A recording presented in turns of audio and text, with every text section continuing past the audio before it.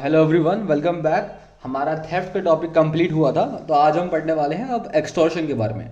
ठीक है, देखो, एक्सटॉर्शन के असेंशियल इंग्रेडिएंट्स पहले आपको समझा दूं, फिर मैं आपको सेक्शंस के ऊपर चलूंगा और फिर थेफ्ट और एक्सटॉर्शन का डिफरेंस वगैरह बताऊंगा। ठीक है, देखो, essential ingredients of the offence of extortion are number 1, intentionally putting a person in fear of injury.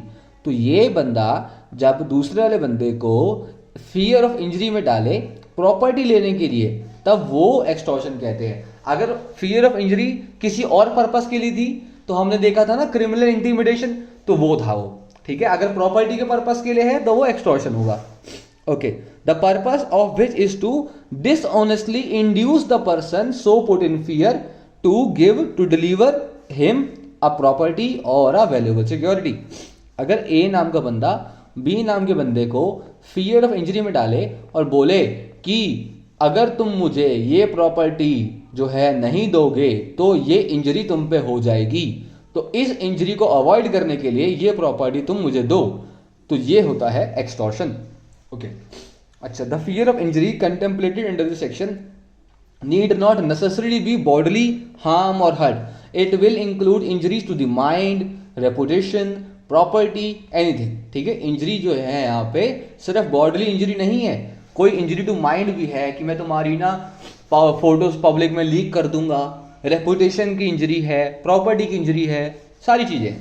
Okay, अच्छा, अब देखते हैं कि थेफ्ट और एक्सटॉर्शन में क्या फर्क होता है। सबसे पहले कंसेंट की बात करते हैं। एक्सटॉर्शन के अंदर कंसेंट ऑब्टेन करा जाता है, कैसे? फियर ऑफ इंजरी डालकर। अब वो बंदा अपने आप से प्रॉपर्टी आपको देता है। ठीक है, तो कंसेंट यहाँ पे कोर्शियन वाला कंसेंट है। ठीक है, कोर्शियन करके मतलब उसको फियर ऑफ इंजरी दिखाकर उस पर दबाव में डालकर उससे प्रॉपर्टी ली जाती है। मतलब कि थेफ्ट के अंदर कोई कंसेंट होता ही नहीं है, बिना उसके कंसेंट के प्रॉपर्टी ली जाती है थेफ्ट के अंदर। ठीक है, ओके, अब आता है एलिमेंट ऑफ फोर्स।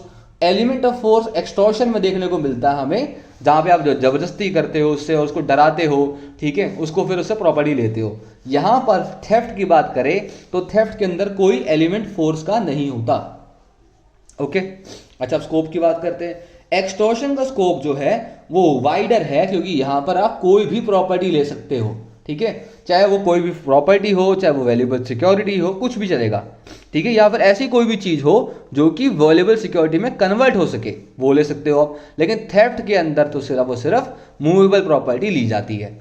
अब बात करते हैं प्रॉपर्टी के बारे में। जैसे कि मैंने आपको बताया कि एक्सटॉर्शन के अंदर मूवेबल हो, इमूवेबल हो, दोनों चलेगा, लेकिन थेफ्ट जो है वो सिर्फ मूवेबल प्रॉपर्टी से लिमिटेड रहता है। अब अफेक्ट बात करें तो अफेक्ट के अंदर क्या होता है कि प्रॉपर्टी एक्सटॉर्शन में डिलीवर की जाती है बंदे को, लेकिन थेफ्ट के अंदर तो खुद से ही डिसऑनेस्टली रिमूवल करा जाता है प्रॉपर्टी का। ओके, अब बात करते हैं टेकिंग ऑफ प्रॉपर्टी। एक्सटॉर्शन के अंदर अ थ्रेट में be by one person and property में be received by other person. In theft property must be moved by a person in order to such taking. Extortion के अंदर क्या होता है कि थ्रेट देने वाला कोई और हो सकता है, प्रॉपर्टी लेके जाने वाला कोई और हो सकता है, लेकिन थेफ्ट के अंदर क्या होगा कि जो बंदा प्रॉपर्टी को मूव कर रहा है वो ही लेकर जाएगा प्रॉपर्टी को, है ना। तो property must be moved by a person in order to such taking. अब कंपाउंडेबिलिटी के बारे में बात करें तो थेफ्ट कंपाउंडेबल ऑफेंस है और एक्सटॉर्शन नॉन कंपाउंडेबल ऑफेंस है, क्योंकि यहां पर जो है प्रॉपर्टी का ऑफेंस तो हो ही रहा है, साथ साथ माइंड का ऑफेंस भी हो रहा है। आपके माइंड को हम फियर डाल रहे हैं कि तुमको ये कॉज कर देंगे इंजरी। ओके, चलिए सेक्शन 383 को अच्छे से पढ़ते हैं। ठीक है, whoever intentionally puts any person in fear of any injury to that person और टू एनी अदर, कि मैं तुमको फियर में डाल रहा हूं कि या तो मैं तुमको इंजरी कॉज करूंगा या फिर तुम्हारे साथ जो तुम्हारा बच्चा खड़ा है ना, इसको इंजरी कॉज करूंगा। फियर तो तुमको ही हो रहा है, लेकिन इंजरी हो सकता है कि तुम्हें हो या तुम्हारे उस पर्सन को हो जिसमें तुम इंटरेस्टेड हो। जैसे मान लो कि मैंने फादर को फियर दिया कि या तो इंजरी मैं तुमको दूंगा या तुम्हारे बच्चे को दे दूंगा। ठीक है, and thereby dishonestly induces the person so put in fear. अब मैं इंड्यूस करता हूं कि तुम मुझे प्रॉपर्टी दो। मेरी इंटेंशन क्या है यहाँ पर? डिसऑनेस्टली इंटेंशन है, यानी कि रॉन्गफुल लॉस करने की या रॉन्गफुल गेन करने की। अब वो बंदा क्या करेगा, वो डिलीवर कर देगा प्रॉपर्टी को। अब एनी पर्सन एनी प्रॉपर्टी, वो डिलीवर किसी को भी कर सकता है, जरूरी नहीं है कि वो एक्यूज को ही करे, वो किसी को भी प्रॉपर्टी डिलीवर कर सकता है, और कोई भी प्रॉपर्टी डिलीवर कर सकता है। प्रॉपर्टी डिलीवर कर सकता है, या वैल्यूएबल सिक्योरिटी डिलीवर कर सकता है, या ऐसी कोई डॉक्यूमेंट जो साइंड है, सील्ड है, जो आगे जाकर कन्वर्ट होगी वैल्यूएबल सिक्योरिटी में, वो भी आप डिलीवर करवा सकते हो। तो उस चीज को हम कहते हैं एक्सटॉर्शन। ठीक है, आओ एक इलस्ट्रेशन देख लेते हैं। सबसे पहले देखो, ए ने थ्रेट करा, ठीक है, ए ने थ्रेट करा जेड को कि भैया जेड मुझे पैसा दे, अगर तूने मुझे पैसा नहीं दिया तो मैं तेरी जो डॉक्यूमेंट है ना जिसमें तेरे बारे में डिफेमेटरी लेबल कर रखी है मैंने, वो मैं पब्लिश कर दूंगा। अब जेड मनी देगा तो फिर वो थ्रेट बंद कर देगा, अगर उसने मनी नहीं दिया तो फिर वो पब्लिश कर देगा, उसको थ्रेट है। तो यहां पर ए ने क्या करा, ए ने एक्सटॉर्शन कमिट करा, इंजरी ऑफ रेपुटेशन दिखाकर, उसका फियर दिखाकर। ठीक है, दूसरा सुनो, ए थ्रेट करता है जेड को दैट ही विल कीप जेड्स चाइल्ड इन रॉन्गफुल कन्फाइनमेंट, कि मैं तेरे बच्चे को बांध के रखूंगा unless Z will sign and deliver to a a promissory note binding Z to pay certain monies to A. Z signs and delivers the note. That signs, sorry, signs नहीं, signs, SIGNS, signs and delivers the note. A has committed extortion. देखो, A ने यहाँ पर threat करा Z को कि Z मैं injury cause करूंगा तेरे पर बच्चे को, तेरे बच्चे को इंजरी कॉज करूंगा, किस चीज की, रॉन्गफुल कन्फाइनमेंट की, अगर तू मुझे प्रॉमिसरी नोट साइन करके नहीं देगा। उस प्रॉमिसरी नोट में क्या होगा कि तू बाइंड हो जाएगा मुझे पैसा देने के लिए। ठीक है, तो वो बाइंड हो जाएगा जब पैसा देने के लिए, तो प्रॉमिसरी नोट क्या है, प्रॉपर्टी है। तो आप क्या कर रहे हो, डिसऑनेस्टली इंड्यूस कर रहे हो जेड को कि वो आपको प्रॉपर्टी दे, अदरवाइज क्या करोगे, आप फियर दिखा रहे हो कि आप इंजरी कॉज करोगे उसको या उसके बच्चे को। ओके, आगे सुनो, A threatened to send club men to plow up Z's field unless Z will sign and deliver to B a bond binding Z under a penalty to deliver certain produce to B and thereby induces Z to sign and deliver the bond. देखो यहाँ पर क्या है कि A कहता है कि मैं अपने बंदे भेजूंगा तेरे खेत में, तेरे खेत उजाड़ देंगे वो यहीं के यहीं, प्रॉपर्टी को इंजरी कॉज करेंगे, अगर तुम मुझे ये डॉक्यूमेंट पे साइन करके नहीं देगा, और साइन करके सील करके नहीं देगा, वो साइन एंड सील करके क्या हो जाएगा, वो एक वैल्यूएबल सिक्योरिटी बन जाएगी। वो बॉन्ड क्या बन जाएगा, एक वैल्यूएबल सिक्योरिटी बन जाएगी। अब वैल्यूएबल सिक्योरिटी जब बन जाएगी तो फिर बी जो है बाइंड हो जाएगा डिलीवर करने के लिए जेड को सर्टेन प्रोड्यूस। ठीक है, सॉरी, जेड बाइंड हो जाएगा बी को डिलीवर करने के लिए सर्टेन प्रोड्यूस। तो यहाँ पर क्या हो गया कि आप डिसऑनेस्टली इंड्यूस कर रहे हो क्या कहते हैं जेड को कि वो आपको ऐसी कोई डॉक्यूमेंट दे जो साइंड है, सील्ड है, जो आगे जाके वैल्यूएबल सिक्योरिटी बन जाएगी।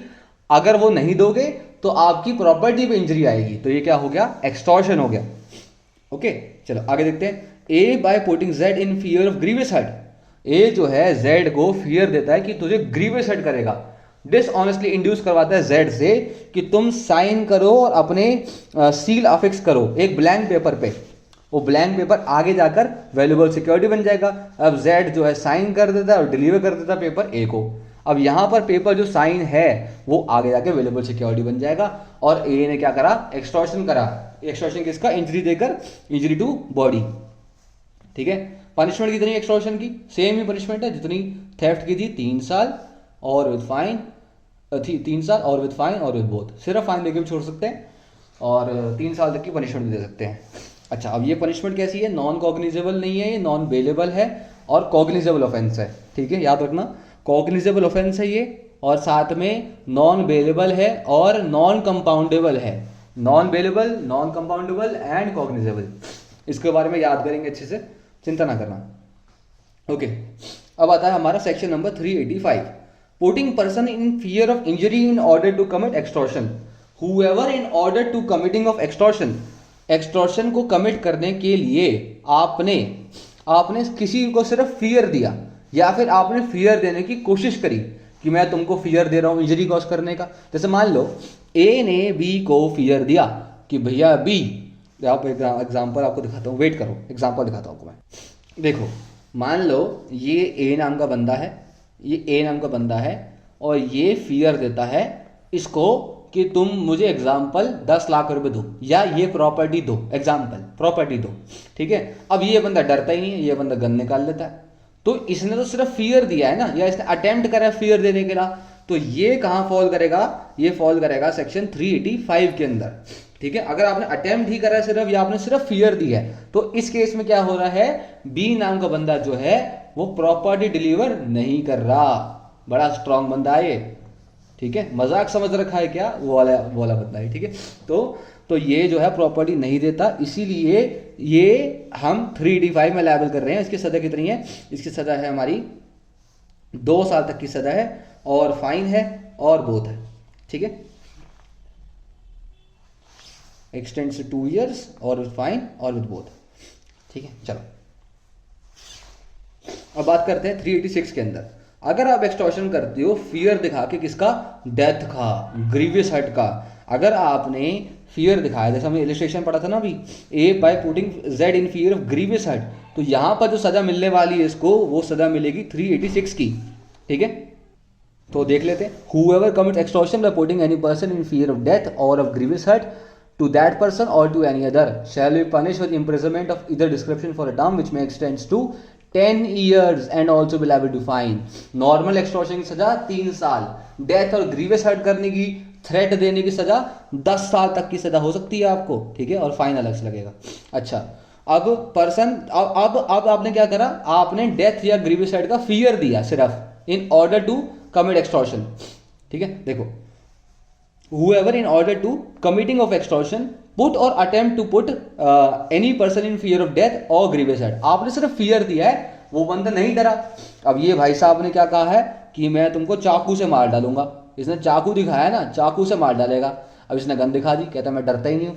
अब यहाँ पर सिर्फ आपने अटेम्प्ट करा या फिर आपने सिर्फ फियर करा, प्रॉपर्टी आपको डिलीवर नहीं हुई, तो सजा कितनी है आपको, 7 साल तक की सजा है, ठीक है। प्रॉपर्टी डिलीवर कर दी तो 10 साल की सजा, प्रॉपर्टी डिलीवर नहीं करी, आप बड़े बहादुर निकले, तो 7 साल तक की सजा, ठीक है। अब बात करते हैं हम अपना सेक्शन नंबर 388 के बारे में। देखो, extortion by threat of accusation of an offence punishable with death और लाइफ इम्प्रिजनमेंट। अब यहाँ पर जो एक्यूज्ड है वो आपको बोल रहा है कि आप मुझे प्रॉपर्टी डिलीवर करो, अगर आप नहीं करते तो मैं आपके ऊपर एक्यूजेशन लगाऊंगी या लगाऊंगा, किस चीज की, कि आपने मेरे साथ ऑफेंस करा है ऐसा जिसकी सजा जो है डेथ है या फिर उम्र कैद की है। तो लिमिटेड ऑफेंस के लिए है अप्लाई होगा ये, कि अगर मैंने आपको बोला कि आपने मेरे साथ ऐसा ऑफेंस करा, जैसे मान लो आपने रेप करा है, ठीक है, या फिर आपने कुछ भी करा है जिसकी सजा जो है डेथ हो सकती है या फिर उम्र कैद हो सकती है। अब ये एक बात याद रखना कि ये जो ऑफेंस की जो एक्यूजेशन है वो हो सकता है कि फेक एक्यूजेशन हो, फॉल्स एक्यूजेशन हो, या हो सकता है कि ट्रू भी हो, आपने ऑफेंस करा भी हो सकता है। जरूरी नहीं है कि आपने ऑफेंस नहीं करा हो, मैंने झूठा केस का आरोप लगा रहा हूं आप पे, हो सकता है कि आपने ऑफेंस करा हो, ठीक है, बस मैं आपसे एक्सटॉर्शन कर रही हूं या कर रहा हूं, मैं आपसे पैसा मांग रहा हूं बदले में, या कोई प्रॉपर्टी मांग रहा हूं। ओके, देखो, whoever commits extortion by putting any person in fear of an accusation against that person or any other, कि मैं तुम पे लगाऊंगी आरोप, या तुम्हारे बच्चे पे लगाऊंगी, या तुम्हारे भाई पे लगाऊंगी, किसी पे भी लगाऊंगी या लगाऊंगा, ठीक है, ऑफ हैविंग कमिटेड, कि तुमने कमिट करा है, तुमने अटेम्प्ट करा है, या तुमने अबेट करा है, ठीक है, ऑफ हैविंग कमिटेड और attempted to commit any offence punishable with death और इम्प्रिजनमेंट फॉर लाइफ और imprisonment for a term which may extend to 10 years। अच्छा, ऐसा भी ऑफेंस हो सकता है जिसकी सजा 10 साल तक की हो, ठीक है। तो मिनिमम ये होगा, मैक्सिमम डेथ होगी, maximum death, minimum 10 years, okay. और हैविंग अटेम्प्टेड टू इंड्यूस, तुमने अबेट करने की कोशिश करी है, attempted to induce any other person to commit such offence, तो सजा आपको कितनी मिलेगी, जिसको जो एक्सटॉर्शन कर रहा है 10 साल तक की, और फाइन अलग से। और अगर ऑफेंस 377 वाला था कि तुमने मेरे साथ अननेचुरल इंटरकोर्स करा है, अननेचुरल लस्ट वाला ऑफेंस करा है, तो यहां पर आपको उम्र कैद तक की सजा मिल सकती है, 10 साल और फाइन नॉर्मल केस में, उम्र कैद अलग, ठीक है। चलो अगला आता है सेम चीज। अब अगर आप यही चीज आपने करी, आपने डराया, वो बंदा डरा नहीं, आपने कोशिश करी डराने की, आपने कोशिश करी एक्सटॉर्शन की, in order to committing of the extortion, आपने ये सब करा लेकिन वो बंदा नहीं डरा, तो सजा तो भी सेम ही है, तो भी सजा सेम ही है, 10 साल तक की सजा यहां पर है और उम्र कैद की सजा यहां पर है, ठीक है। 10 years and imprisonment for life, same सजा, बिल्कुल सेम। ठीक है, तो ये हमारा टॉपिक था एक्सटॉर्शन का। आई होप आपको ये समझ आ गया होगा। नेक्स्ट क्लास में हम पढ़ेंगे रॉबरी के बारे में।